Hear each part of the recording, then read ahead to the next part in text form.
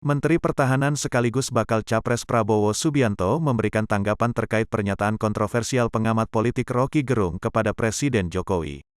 Saat ditemui di Jakarta Selatan pada Senin, tanggal 7 Agustus tahun 2023. Prabowo membela Presiden Jokowi dari kritikan Roky Gerung yang dianggap menghina. Ketua Umum Partai Gerindra itu mengatakan Roky Gerung keliru.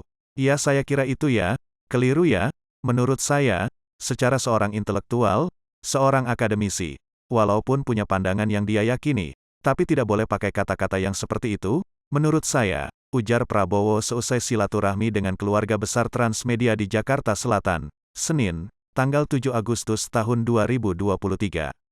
Ia kemudian mengungkit permintaan maaf Roky Gerung. Prabowo mengatakan, selama menjadi menteri di kabinet, dirinya menjadi saksi kerja yang dilakukan Presiden Jokowi.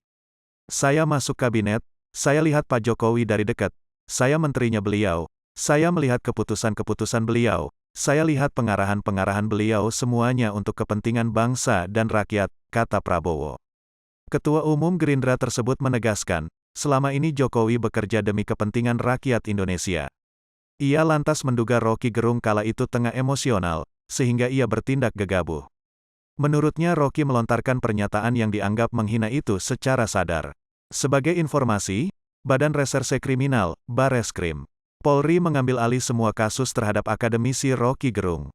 Secara total, ada 13 laporan terhadap Roky yang diterima polisi dari Polda Jajaran.